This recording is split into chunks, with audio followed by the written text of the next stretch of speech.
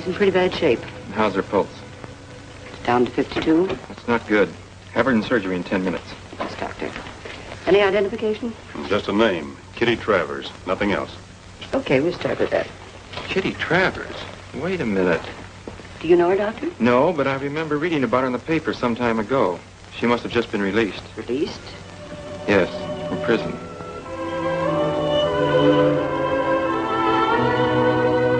Hope I'm not putting you out too much, Mr. Barker. Guess I shouldn't have come here asking you about Kitty. That's all right, Mr. Klinger. You know, when I saw her picture on this piece of music, I phoned the publisher's office and they told me where I'd find you. Oh. Cream? Sugar? No, thanks. I take it straight. Guess I was just plain lucky seeing this piece in the window. Clerk told me you wrote it more than 3 years ago. Yes, that was my first published song. Came near being my last.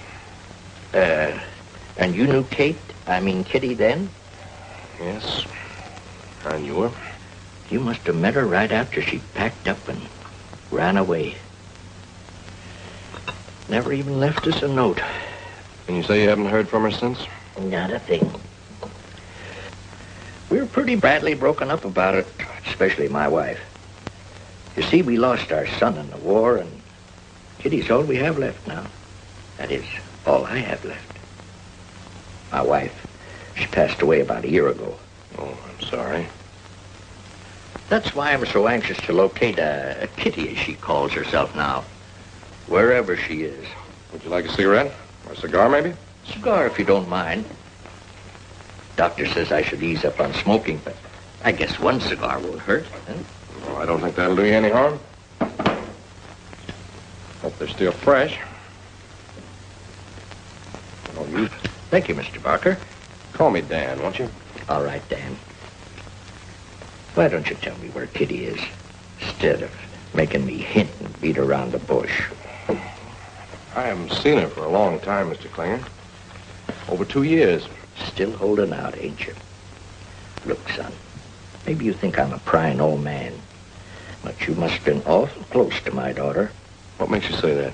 You wrote a song for her. How come? It all began back in Mrs. Nesbitt's rooming house. At that time, I was in love with a girl who was staying there. Kitty? No, it wasn't Kitty. It was Linda. She was a cashier in a restaurant. Used to work until 3 o'clock in the morning. When she came home at night, she usually found me at the piano because I was busy trying to write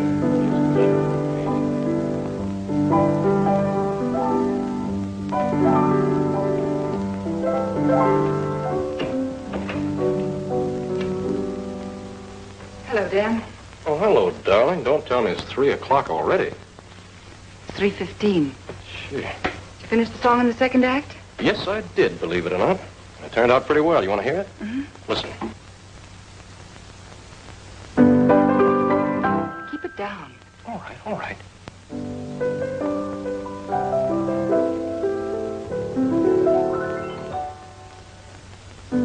You are all the world to me, and the heavens too.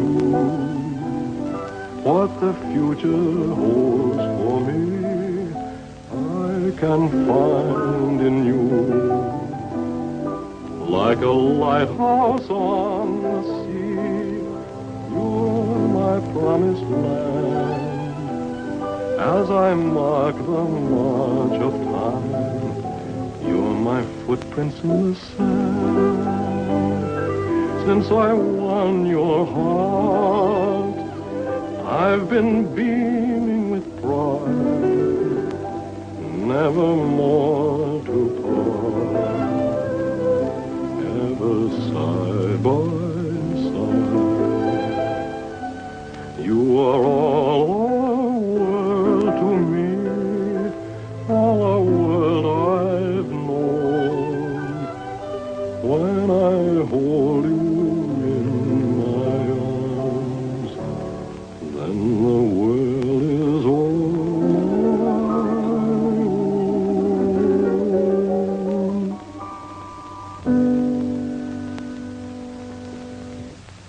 what's the verdict? I like it. Has a lot of warmth and tenderness. So have you, darling. I hope the show will be your big break, Dan. I hope so. You make the grade, I know it. Well, all we need is a little luck, honey. Gee, I'm tired. And I've got an early appointment with the dentist. Are you going to work some more? Oh, sure. I've got to get started on that second act finale. Good night, then. Good night, darling.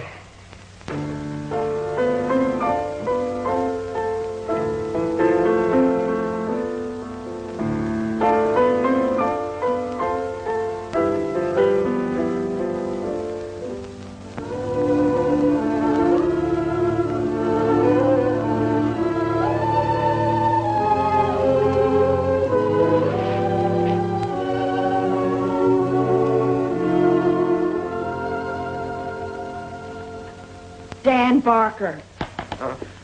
For goodness sake, why aren't you in your bed? Oh, Miss Nesbitt.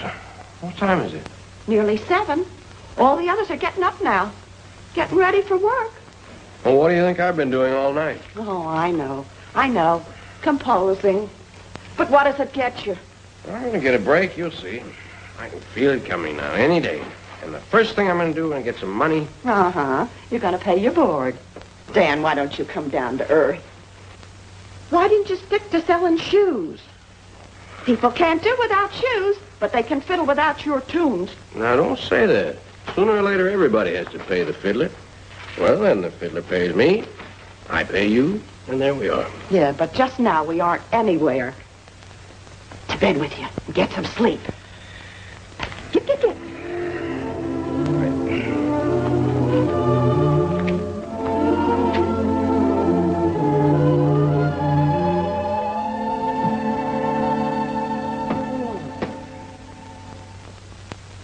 What will Jim say when he learns that Norma has married for money when she could have found love? Who cares? It's 7 o'clock in the morning.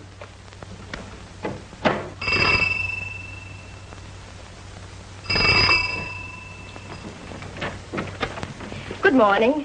Good morning. What can I do for you, young lady? I'd like to see Mrs. Nesbitt. Well, you're looking at her. I wrote you about a room. Helen Drake recommended your place to me. Oh, of course. Come right in. So you're Kate Klinger? No, not anymore. Left that name in Pleasant Prairie, Minnesota. Changed it to Kitty Travers for professional reasons. Oh, you've got a profession? Well, not yet exactly, but I hope to have. Helen wrote me not to worry about a thing. Let's hope she's right. When I came to the city 30 years ago, I knew exactly this was what I was going to do. Oh, excuse me. Now what? I left my cigarettes on the piano.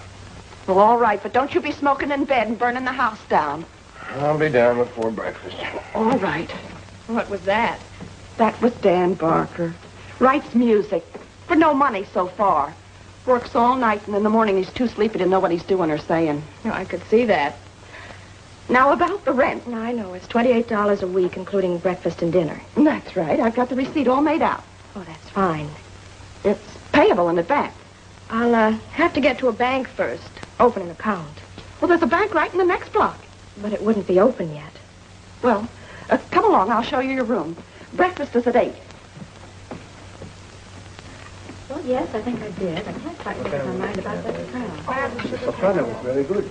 Folks, this is Kitty Travers. Just flew in from Minnesota. This is Mr. Dumont. Travers, it's a pleasure. And are you sure you... Mrs. Cosgrove, Irving Miller, Mary Simpson, and this is Linda Ware. Hello, welcome to the family. Thanks. This will be your place, Kitty. So you come from the Middle West, Miss Travers. Yes. Did you have a nice trip? Yes. A young, beautiful girl like you has to be very careful. There's so many wolves around. The young wolves I like. And the old ones don't scare me. Morning, everybody. Morning, sweetheart. Good morning, Dan. You look tired this morning. Oh, Mr. Barker, I love that tango you played last night. It's a waltz. Oh, it was so relaxing it put me to sleep. Well, thanks for the compliment. Would you care for some... Oh, I beg your pardon. I'm Dan Barker. Thank you so much for noticing me, Mr. Barker. I'm Kitty Travers. And I'll have a piece of toast. Work all the time. Would you mind passing the cream, Mr. Baker? The cream, certainly. I hate to bother you, Mr. Baker. Barker. Mr. Barker. He's only half awake. I wanted the cream, if you don't mind. Oh, not at all, not at all. I'll get it for you. Oh, the cream. Thank you. I'm sorry, Miss Travers. Travers. All he thinks about is his music. Well, I think I shall attend tomorrow.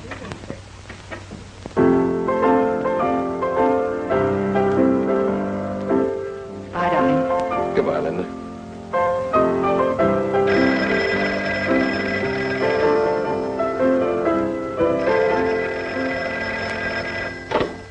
Endicott 043896. Miss who? Kate Klinger. There's nobody here by that name. Wait, it's for me. Oh, hold it. Said Klinger. Hello? Oh, hello, Helen. Yes, I got in at 6. I'd have called you, but I didn't think you'd be up yet. Hold it a minute, Helen. Do you mind stopping your concert for just a minute, Mr. Baker? Barker. Baker or Barker, I still can't hear. Sorry. Hello, Helen? Now that that noise has stopped, what were you saying? Sure. Sure, I'll be there as soon as the taxi can bring me. Mm-hmm. Bye.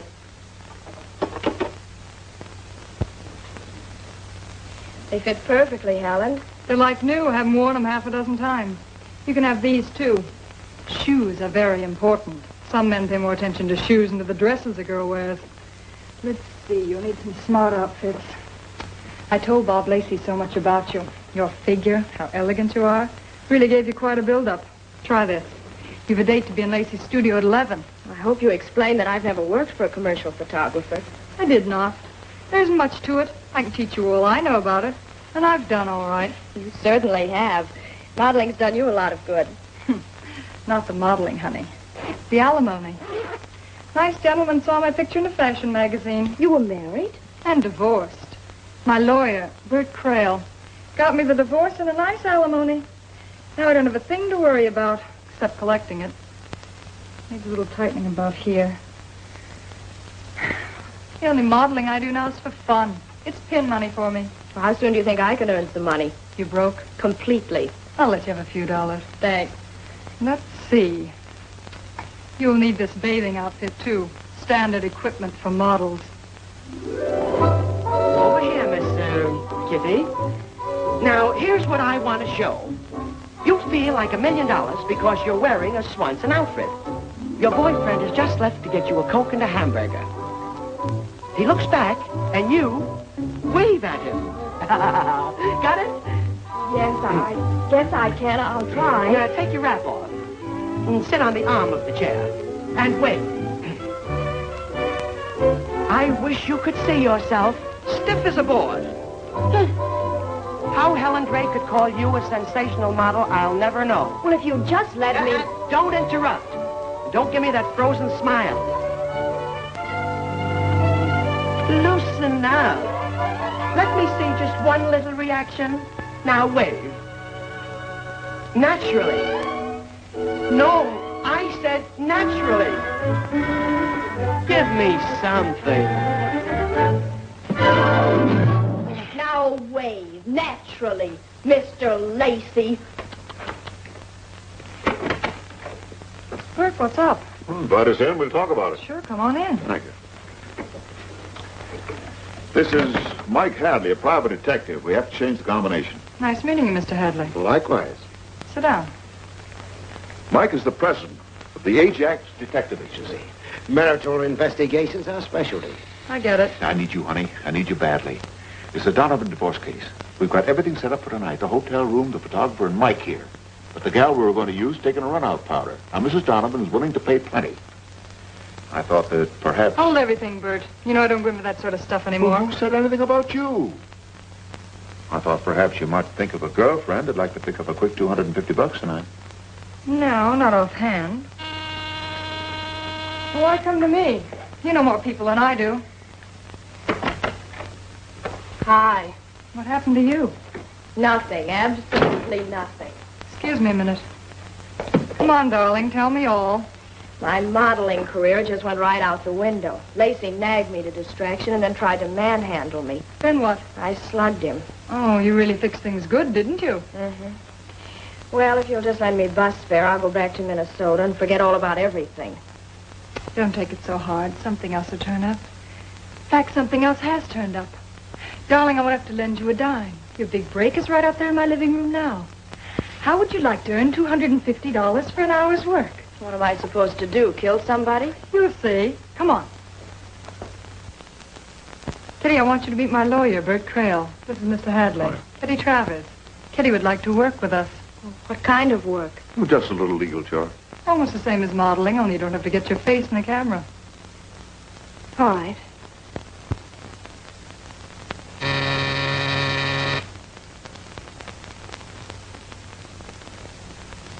Who is it? Mr. Donovan. Miss Harper? Yes, come in, please. Be seated, Mr. Donovan. I understand you have some startling information about my wife. I have. Believe me, I have. Kiss me, darling. What's the meaning of this? The judge will ask you that same question in court, Mr. Donovan. This is terrible.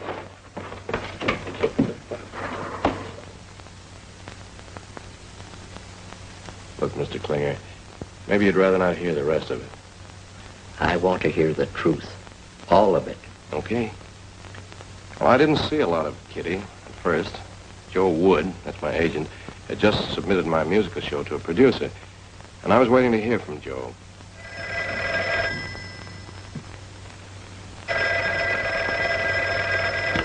Hello? Who? No, there's no Joe Wood here. Oh, you're Joe Wood. Yes, that's me. I want to speak to Don Barker. Mr. Barker's not in. This is Kitty Travers. May I take a message? Is Linda there? Oh. Miss Travers, tell Danny Boy that his show is in a bag, and he'll be soon rolling in money. Yes. Evan Fisher is all set to sign the contract. And Miss Travers, tell Danny to be in my office not 1 minute later than 5 o'clock. Yes, I'll be sure to tell him when he comes in, Mr. Wood. Bye. Hello, Mr. Wood? Oh, Mr. Barker. You're just a second too late. For what? Excuse my informal attire. I jumped out of the tub to answer the phone. Your agent called. He said your show's in the bag. You sure you heard right? Yes. He said a producer named Fisher is ready to sign. Mr. Wood wants you to come and see him at 5 o'clock. Oh. Well, what's the matter?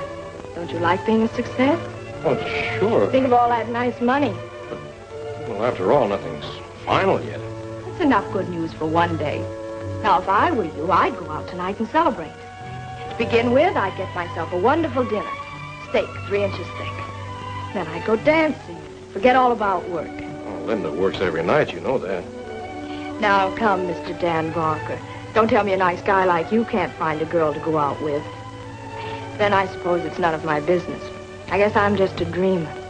But if I were you, I'd be dreaming about a nice, cozy penthouse, a big Cadillac convertible, and a yacht. You know I'd love to go fishing just once on a nice, clean yacht.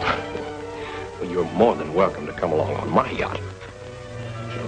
Well, to get all those things, that's just a dream. That's how dreams are made. Maybe I could help you write more musicals or a hit song. I could be your, Inspiration? Yes, your inspiration. Whenever you had an opening of a new show, I'd be sitting in a box in a gorgeous evening gown and wish hard. And then your show would turn out to be a big success. You know, I have a lucky star and get everything I wish. Would you believe that, Dan? Yes, Kitty, I would. You know, it's funny. I think I'm actually seeing you for the first time. Do you like what you see? If I said no, I'd be lying. It takes courage to say that to a girl who's just washed her hair. You're sweet. Hardly given me a glance. Sometimes one glance is enough. I'll never forget the first time I saw you. Your hair all mussed up. You were cute. Fact is, I liked you from that very first day. Of course, up to now, I've had no response. What? The fella doesn't know. What? What? You know a lot about music, Dan Barker, but you know very little about women.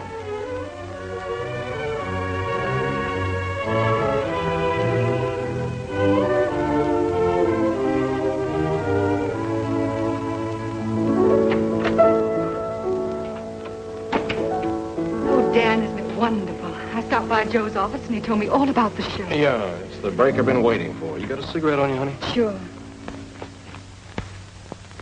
Thank you. Well, now I can really begin planning things. Oh, yes, Dan. It's been nice here, and Mrs. Nesbitt's been swell, but... You know that new apartment building up the street? You mean the one with the balconies around it? That's the one. Yeah. Well, I'm fed up with buses and streetcars.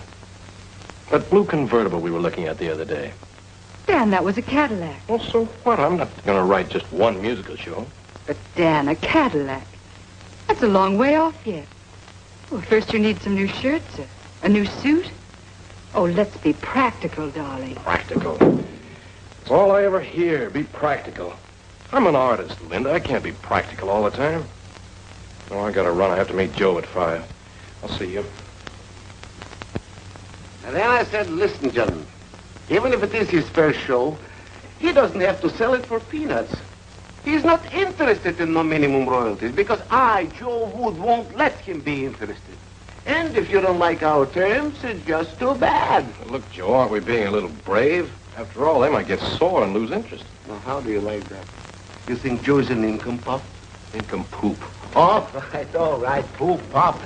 But we got plenty of reasons to be brave. Plenty. Look here. This is a strictly inside dope. Irvin Fisher has signed Mary Fulton for the lead. Get it? Yeah. And Mary Fulton has the right to okay the show, right? Yeah, that still doesn't mean she will. So what do you know?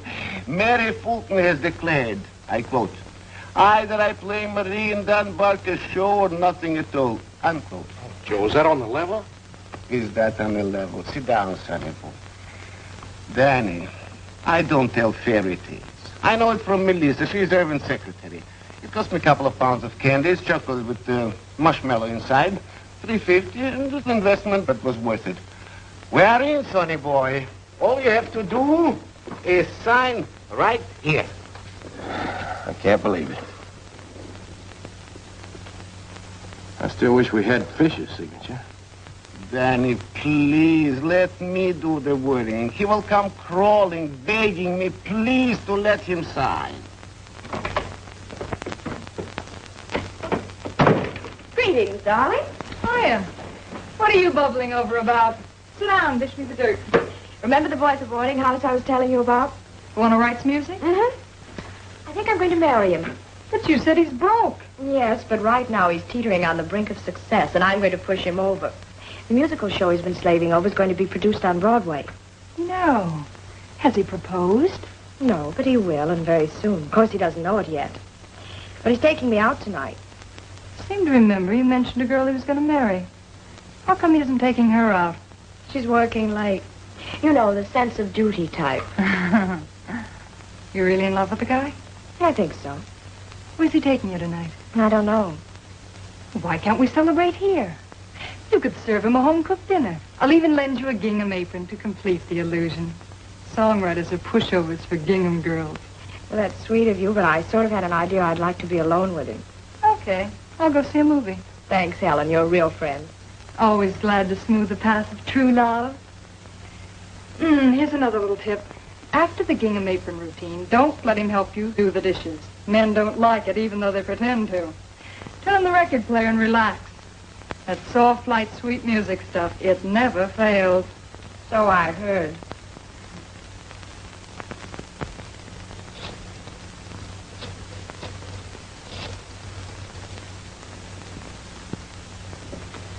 Come on. Mrs. Nesbitt? Mrs. Nesbitt, let me speak to Dan, please. Celebrating? He should be celebrating in a time like this. Where is he? Where did he and Linda go? I don't know where he went, and he didn't take Linda with him. He took Kitty Travers. He's celebrating without Linda. Why?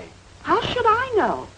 This isn't information, please. Do you want me to tell Dan something? Yes. I mean, no. I'll tell him myself. Have him call me in the morning. Please. Celebrating. Here, I can help you with the dishes. Oh, no, you don't, darling. Relax. I don't like a man doing a woman's work. Anyway, this evening's much too short to waste. I'll be back in a jiffy.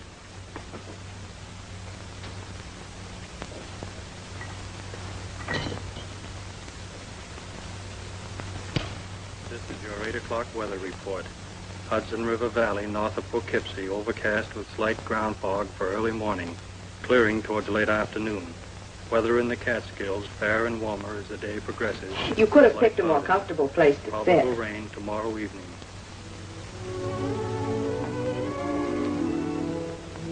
Why don't you come over here?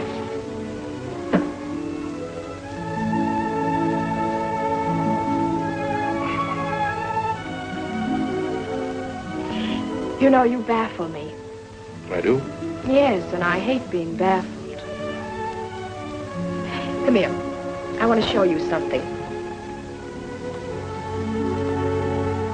Look at that face. What's wrong with it? Everything, Mr. Sobersides. This is your night to howl. Let yourself go and look at you. I'm sorry. It's the only face I've got. And it's a very nice face, too. When you don't look like you were carrying all of the world's problems on your shoulders or like you were afraid of someone. Close your eyes a minute. What for? I want to see what you look like when your eyes aren't sad like a Cocker Spaniel. Go ahead, close them.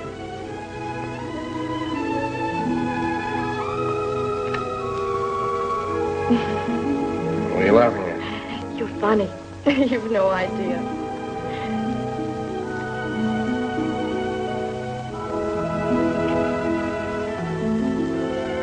Still funny? No, darling.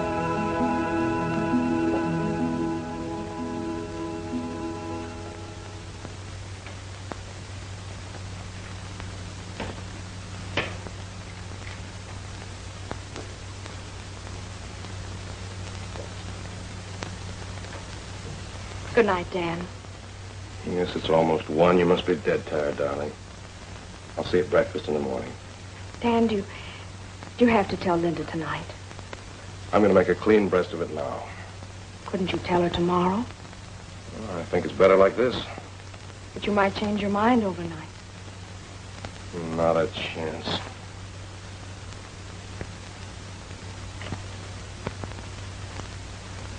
Good night, sweetheart. Good night, Dan.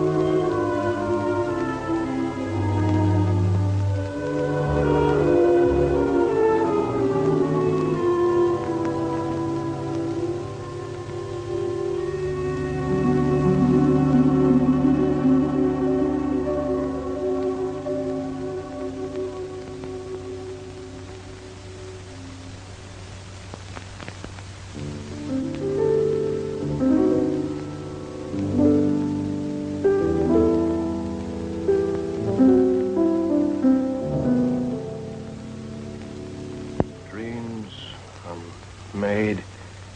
Dreams are made of fondest recollection. Tears and sighs that come of deep affection. The hopes and schemes that never, never fade. That's how dreams are made.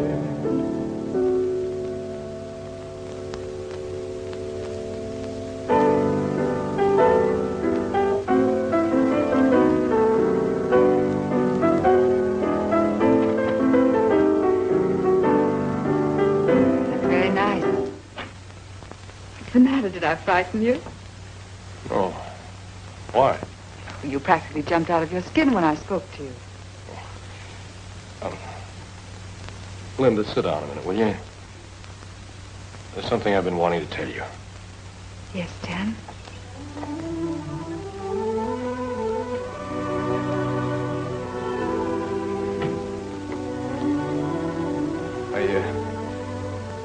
I've I've been thinking a lot about you lately, Linda. About us. And I've made a decision. I regret it someday, but I've made up my mind. Dan, you make it sound like such a dangerous adventure. I don't think either of us will ever regret it. No, Linda.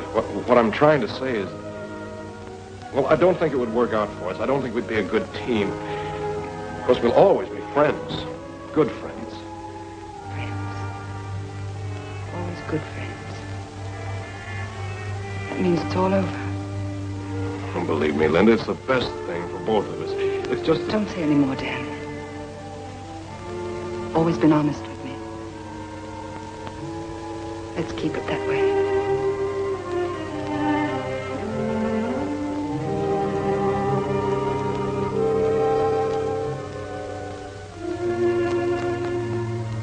I see you. Good night, Dan. Oh, Linda, wait a minute. Don't just...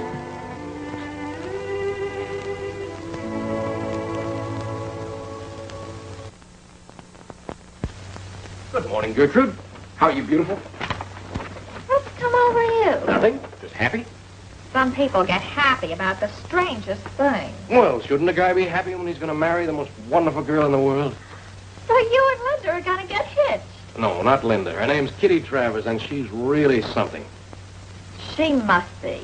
To break up you and Linda after all these years. Oh, Linda's a grand girl. I'll always think the world of her.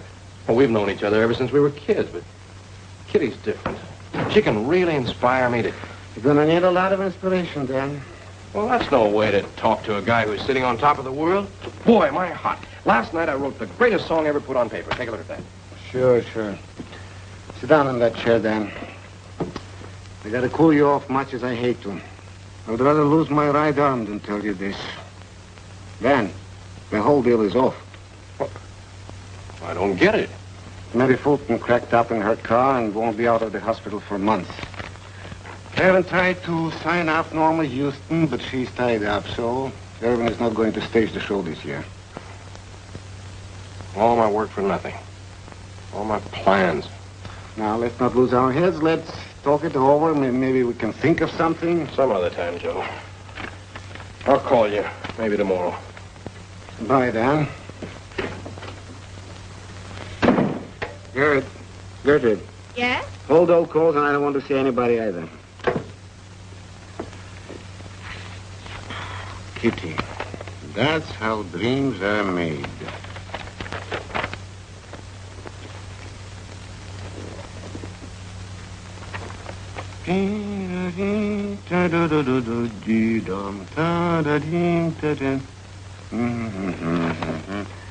Good.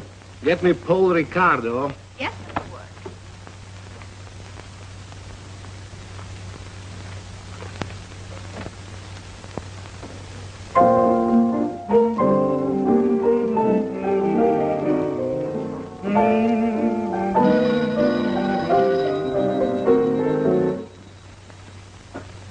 Yeah?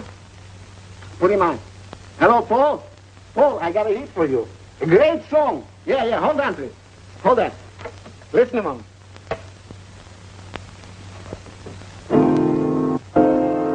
Dreams are made of fondest recollection, tears and sighs that come from deep affection, the hopes and schemes that never fade.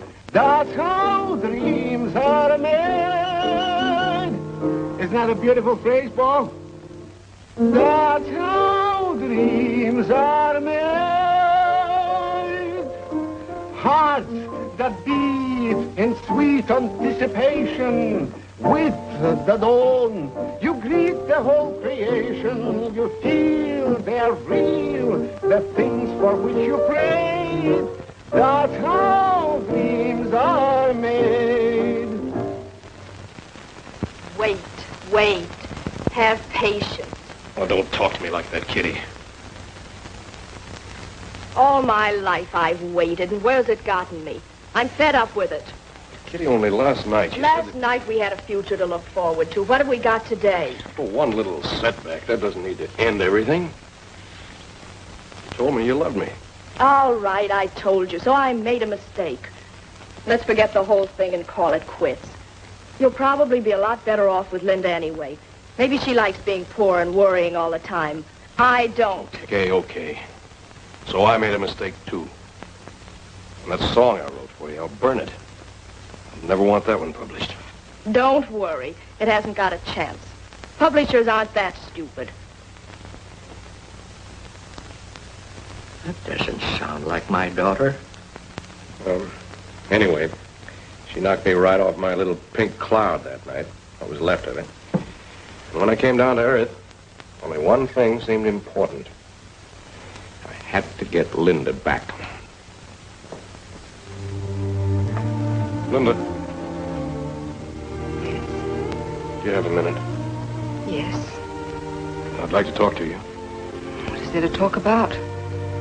I know I haven't any right to ask you this, but do you think you could forgive a guy like me? Don't you realize how much you've hurt me? Yes, and I feel awful about it. But you've got to forgive me, Linda. Please. Oh, Dan.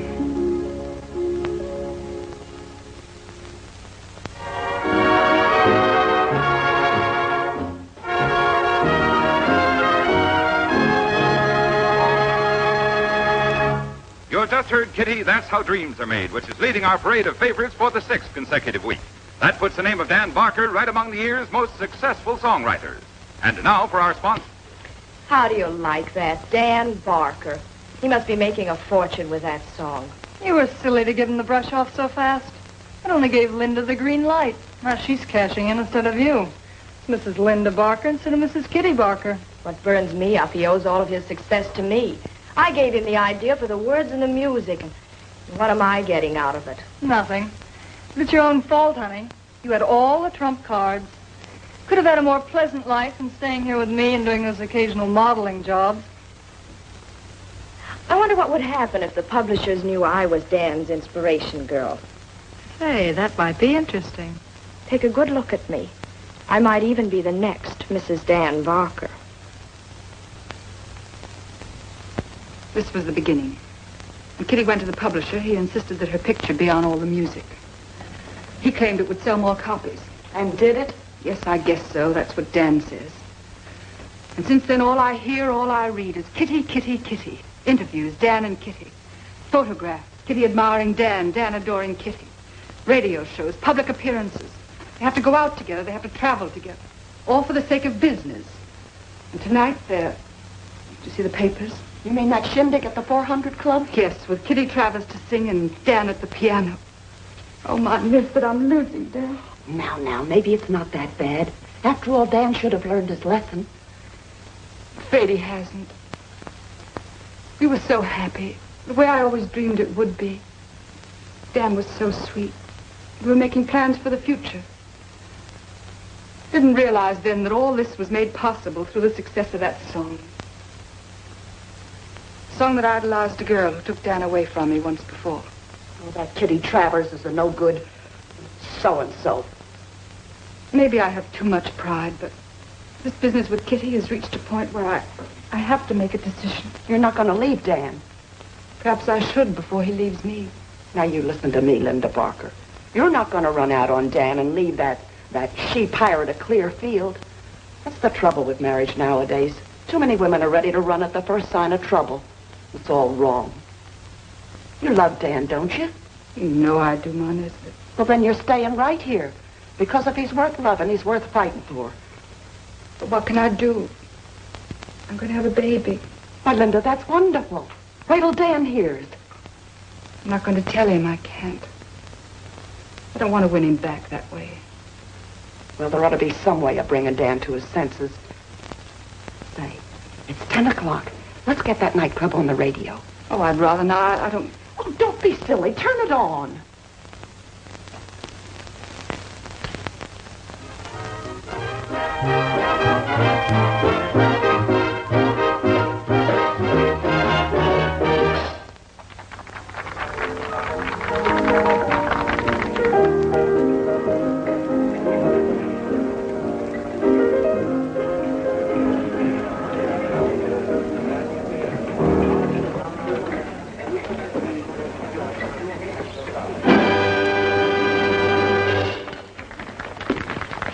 Thank you. Thank you, ladies and gentlemen. And now, as the cannibal chief said to his cook, whom are we having for dinner tonight?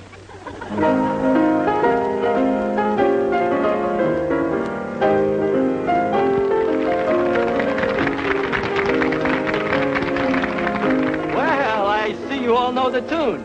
So meet the composer, Dan Barker.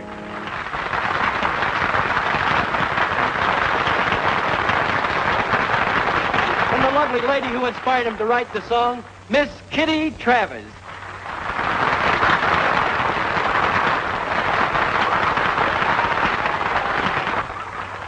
They're applauding the hussy.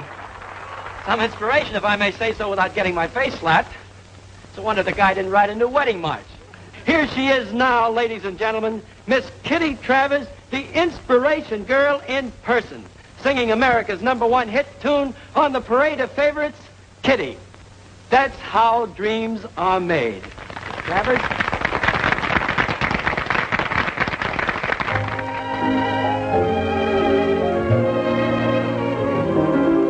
Dreams are made of fondest recollection, tears and sighs that come of deep affection, the hopes and schemes that never, never fade.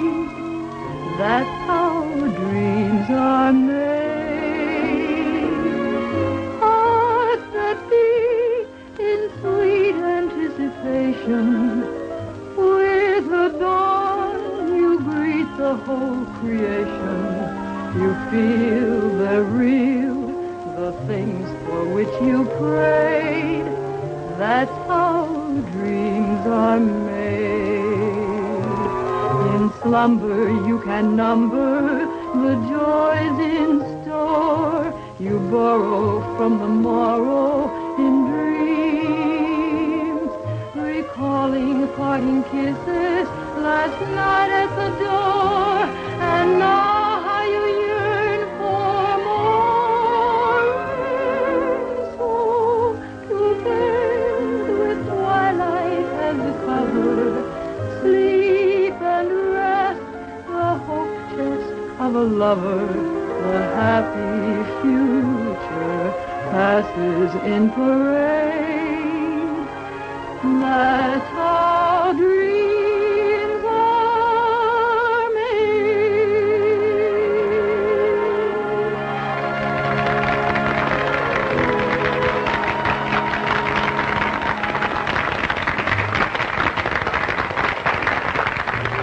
Thank you, Miss Travers, and thank you, Dan Barker.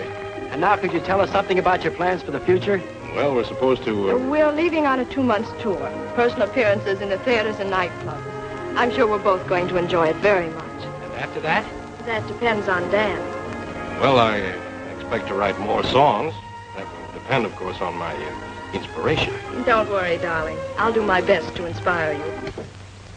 Well, are you going to take that without a struggle? No. I'm going to fight for Dan. I'm going to fight hard. Linda did fight hard. She did everything to dissuade me, but I was crazy about Kitty. So we went on tour. I footed all the bills and paid Kitty a liberal salary as my inspiration girl. The tour didn't make much money, though. And the royalties on my one-hit tune soon began to dwindle. What about your wife? Did you ever hear from her? Oh, yes. Linda wrote me regularly all the time I was on tour. She ever mention Kitty? Nope. Never a word about Kitty. Smart girl, your wife. Very smart. I didn't realize it at the time, though. I didn't realize just how broke I was either until I got back. I went to Joe's office. Bills, more bills. Maybe you should change your name to Bill Barker. Tell me something. Have you an income I don't know about? Well, I guess I did spend a lot, didn't I? Like a Texas oil millionaire, only more. So I'll write another hit, and you'll feel better about the whole thing. Look, I'll feel better if you write just half a hit. Tell me, how's Linda? Oh, I don't know, Joe. I haven't seen her. I'm not living at home. Not living at home? Don't tell me. No, that couldn't be. Give up a swell girl like Linda for that inspiration dame? My personal life is none of your business, Joe. Don't say that, sonny boy. My business got plenty to do with your personal life. Especially when things get so personal that you don't write no more songs and I don't collect no more 10%. All I'm collecting now are bills, and you ain't got no money to pay them with. Maybe you got a suggestion what to do about them. And I don't mean throwing them in the wastebasket. I told you I'd write another hit, so stop worrying, will you? Then write it before the 10th of the month, please. It will make your creditors very happy. Inspiration, girl.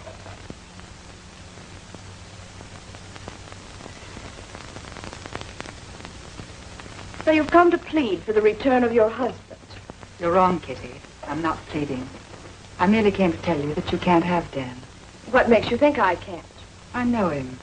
Much better than you do. Much better than he knows himself. Dan's a dreamer. All artists are. And infatuation isn't love. I suppose he loves you. Yes, he does. Sure. That's the reason he's been showering me with presents. I know all about that. I hardly think there'll be any more presents. What do you mean? Did you ever try to buy a present with a dream? Dan is broke, Kitty. He hasn't anything to offer you anymore, so you have nothing to offer him. Nothing to offer. Well, I like that. Who inspired him to write the only song that ever made a nickel for him? Answer that one, Mrs. Barker. You did. But he wrote a song for me before he knew you even existed. A song about real things. A song you could never inspire. That's how I know Dan will be coming back to me. Goodbye, Kitty. Coming back to you. That's a laugh, a big laugh. Let me tell you something.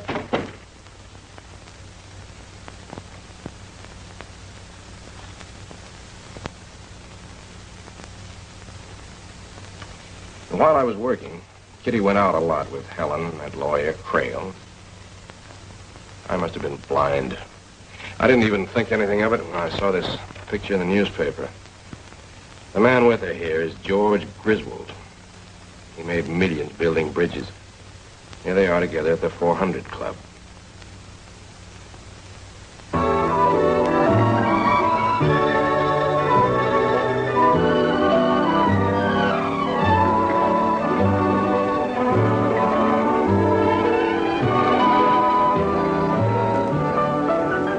That gleam in Griswold's eye. You ask me, he's about ready to be hooked. I don't have to ask you. I can see that for myself. We're a little ahead of schedule. What do you mean? Kitty hasn't broken off clean with Dan yet. Don't you worry about her. She'll get rid of that broken-down songwriter without a struggle. She'll marry Griswold after a few boring months, get a divorce, $1 million alimony, and I'll get my cut. And I'll get mine. Don't forget, I arranged for her to meet Griswold. I think if I were you, I'd stop fretting about this deal and start worrying about myself. Meaning what? Well, I might as well tell you today is wait until tomorrow. You have picked up your last alimony check, Helen. What? You're a great joker, Bert. No, I'm not joking. Your ex-husband came to my office a few hours ago with his attorney. Seems that the business goes into receivership tomorrow. There'll be no more money for you, Helen. He can't do that to me. He's doing it. Oh, listen, you're my lawyer. You've got to make him pay. Did you ever hear the old expression, you can't squeeze blood out of a turnip? I can send him to jail, can't I? Possible, but not probable. You know, judges have a nasty habit of listening to both sides of the story. Of course, if you do send him to jail, you can always collect the $30 a month. They pay him for the work he does. $30 a month.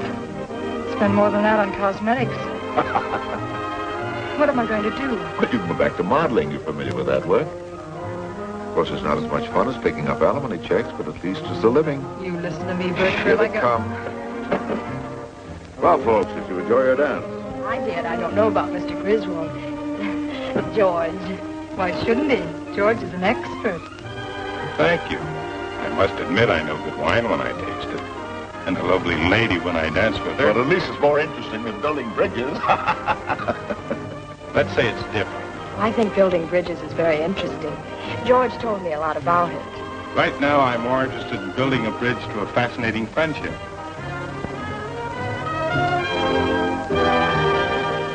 Asking you for the last time, Kitty, where have you been? I hope it's the last time because the answer's still the same. It's none of your business. You're not my husband, fortunately. Oh, don't talk to me like that, Kitty.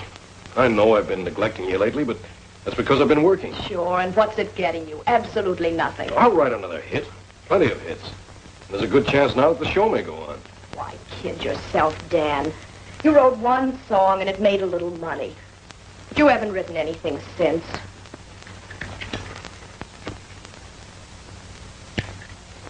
Thank you. You're through. You're all washed up. You're a has-been. Stop that kind of talk, will you? Stop being dramatic. It doesn't impress me. And besides, I won't take orders from you. It's awfully late. Why don't you run along home? To your wife, maybe, if she'll take you back. You're trying to tell me we're through? That's the general idea. Do you mind telling me why? You're right back where you were when I met you. You were broke, didn't have a dime, and you never would have if it hadn't been for me. Let's just say it was fun and leave it at that. I have other plans. Oh. And I suppose your other plans include this Mr. Griswold. And why not? Yeah. I guess he is the guy for you. You're so right. You know, Sonny boy, there comes a time in the life of every agent when he has to tell the truth.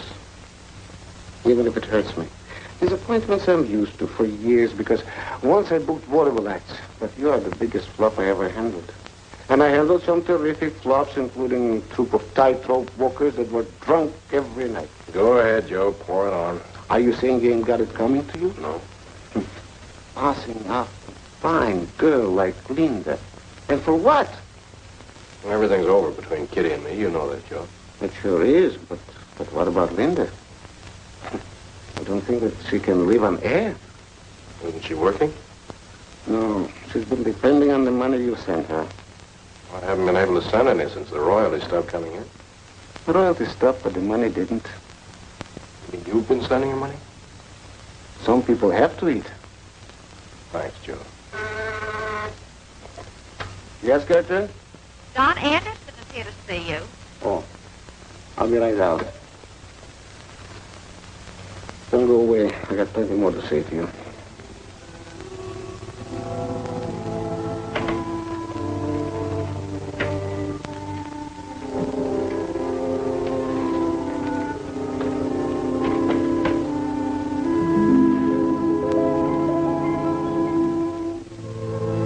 Hello, Dan. Oh, thank you, Linda. Won't you come back? You'll have me.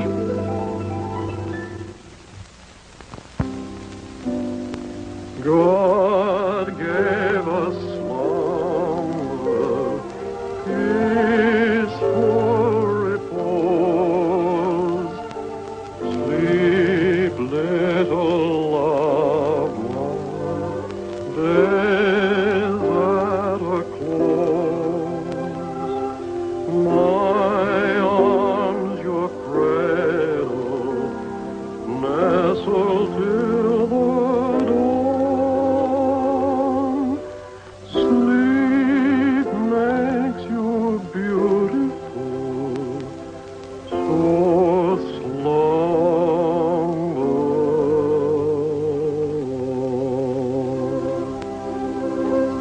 Nice little ditty. Nothing great, nothing like Kitty. I got the other song, but it will make some money. You know, Papa, being here tonight gives me a big regret that I never got married.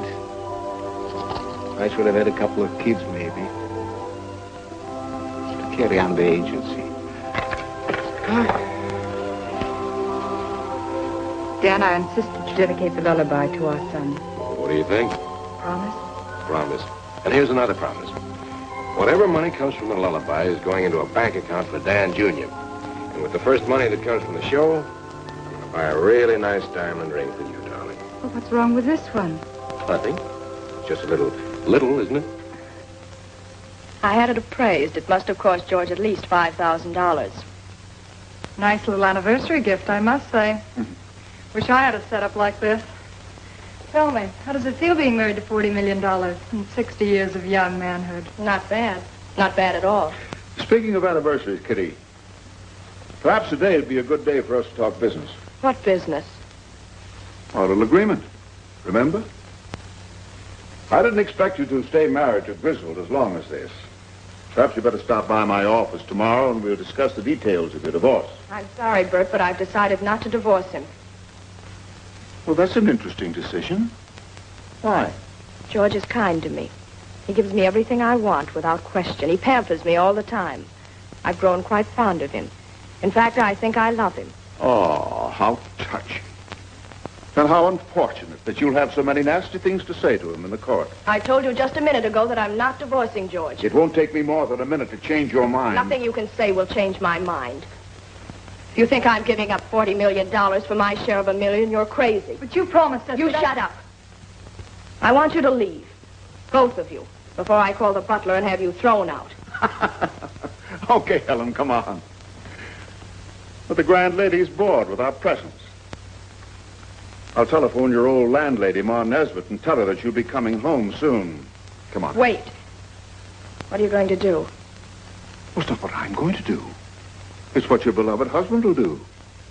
He won't be very happy when he finds out that you married him with fraudulent intent, and that on occasions you're not above helping out in framed-up divorce cases. Of course, if he loves you madly, he may forget and forgive, but I doubt that. He'll probably divorce you very quietly, and you won't get any alimony.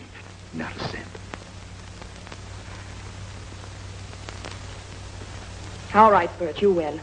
No, you're being sensible. What do you want me to do? When do you expect your husband back? In 3 or 4 days, he's attending a bridge dedication in Ohio. Well, I'll tell you what you do. You pack your things, move out of here quietly tonight, and leave a note saying that your nerves are at the breaking point, you can't stand anymore. Hold it, that would be desertion, and he could sue her for divorce. Oh, will you stop trying to be brilliant? I don't understand, Kitty. I did everything in my power to make our marriage a success. Yet she walked out on our first anniversary. I hate to say I told you so, George, but this fellow Crail is no credit to the Bar Association. However, a lawyer can't go any further than the client permits. So all of this must have transpired with your wife's knowledge and consent. It's hard to believe. But it makes sense. Mr. Griswold's residence. One moment, please. Mrs. Griswold is on the telephone, sir. Do you think I should talk to her? Why not hear what she has to say?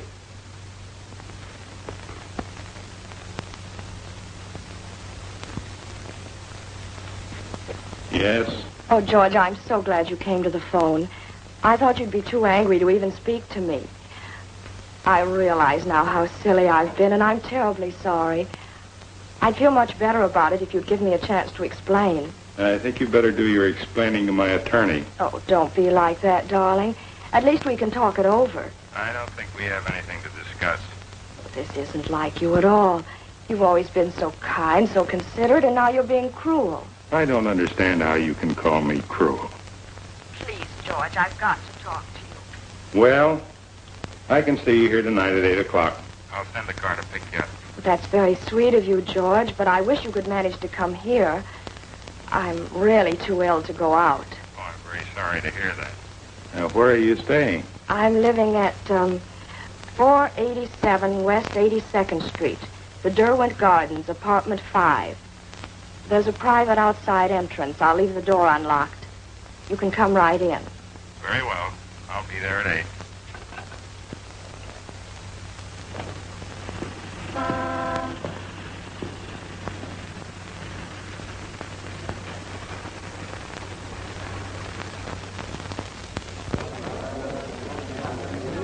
Mr. Healy, you have testified that on the night of April the 14th, you received a sudden call from the Ajax Detective Agency to proceed to the Derwent apartment. And there, from a proper place of concealment, take a photograph of what transpired there that evening. You did, in fact, take such a photograph. Yes, sir, I did. Is this a true reproduction or enlargement of the photograph you took on that occasion? It is. Thank you, Mr. Healy. Your Honor, I wish to submit this as the plaintiff's first exhibit. No objections. It will be admitted and marked as Plaintiff Exhibit 1. Just a moment, Mr. Healy. You've also testified that on that night you saw a man enter the apartment. Yes, the man in the photograph. Will you kindly tell the court if that man is in this room? That's him. Would you stand up, sir, please? You're sure this is the man you saw? Yes, sir. Thank you, Mr. Healy. You may cross-examine the witness. No questions at this time. But if the court so please, I should like to recall to the witness stand the plaintiff, Kitty Griswold. You will take the stand again, Mrs. Griswold.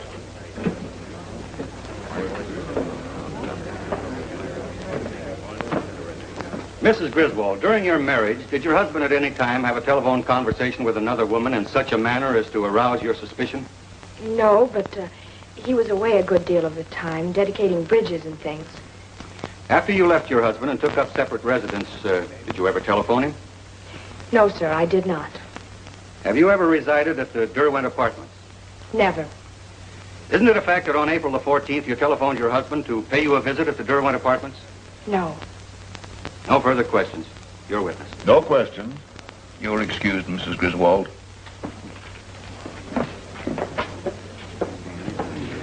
Your Honor, please, I should like to recall Mr. Griswold to the stand. Mr. Griswold, will please take a stand.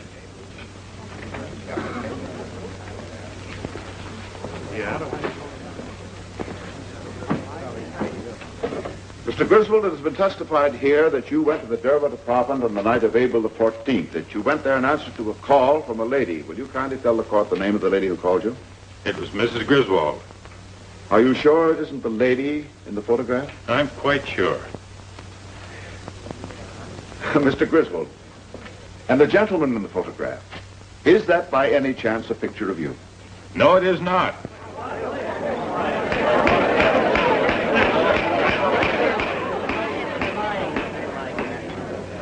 Mr. Griswold, as one of the nation's leading industrialists, I take it you know the difference between truth and falsehood. I do. Do you know it is perjury to state as true a material fact which you know to be false? I do. I want you to think carefully before you answer the next question. You have testified that on the night of April the 14th, that your wife telephoned you requesting you to go to the Derwent apartment. Now then, at any time during the evening of April the 14th, were you in the vicinity of the Derwent apartments? Yes.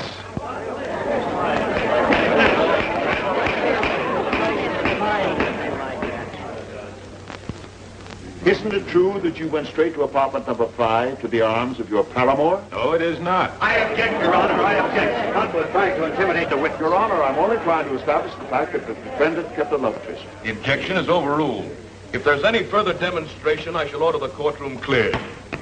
If it so please the court, we'd like to offer testimony in rebuttal. With the court's permission, I should like to call another witness. Why, go right ahead. Witness is excused. Call Mr. Curtis Carter. He's trapped himself. He'll go to jail for this. Mr. Curtis Carter.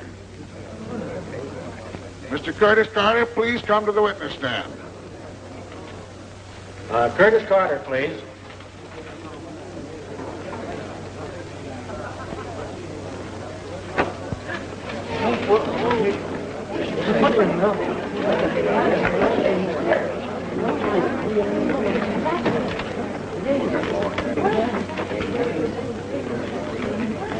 Raise your right hand. Solemnly swear that testimony about your truth, all truth, none but the truth. I do. State your name. Curtis P. Carter. Take a stand.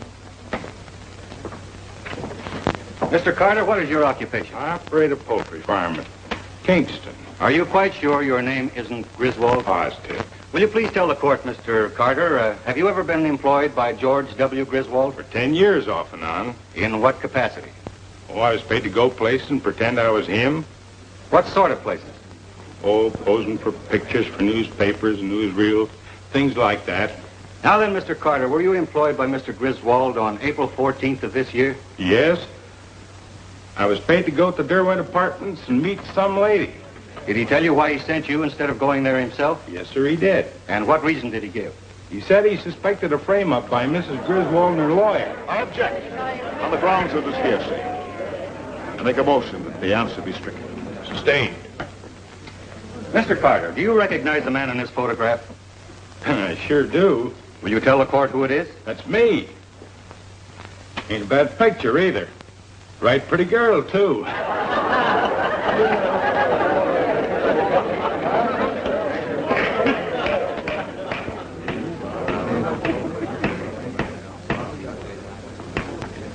Marriage is a sacred institution. It is not to be made the subject of mockery in the courts. Our alimony laws were established as a protection for women and children, not to be used as a racket in the hands of designing women and scheming lawyers. The bailiff will take into custody Mr. Burton Crail, Mrs. Kitty Griswold, and all others involved in this brazen attempt to subvert justice. You got me into this. Ah, shut up. Court is adjourned.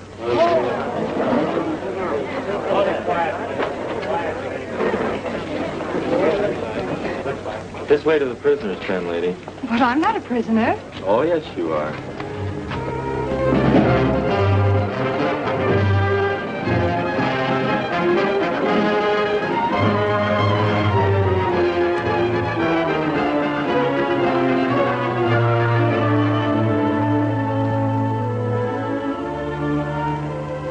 Tell me, Dan, is Kitty still in prison?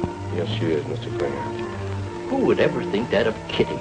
It's a mercy my wife didn't live to see it. To think I came all the way here to take her home. I'll answer, Dan. Thank you, darling. Well, Mr. Klinger, I wouldn't Hello? worry about it if I were you, because This is Mrs. Barker speaking. now that you're here, you can see that's going to do a world of good. Just to know that you're here. Yes, we'll come as quickly as possible. Kitty was paroled today. She's been injured in an accident. She's in the hospital and asking for us. Come on, Mr. Klinger. I didn't know where I was going. I didn't care. All I remember is screaming brakes. I guess something like this had to happen to make me realize how wrong I've been. Please forgive me. It's all right, Kitty. I couldn't leave when you're hating me. We don't hate you. Thanks. You'll be all right, Kitty. I know. I'm going to be all right. You take me home, won't you, Father? Sure, I'll take you home, Kitty. I'll even fix up the old house for you. We'll get rid of that green carpet you didn't like. I'll get Ma's old platform rocker, the one you used to like so much. I'll put it on the front porch. You can sit in the sunshine and get well again. I'll take awful good care of you, Kitty. You better leave now. She needs to rest. Goodbye, Kitty. Goodbye, Kitty.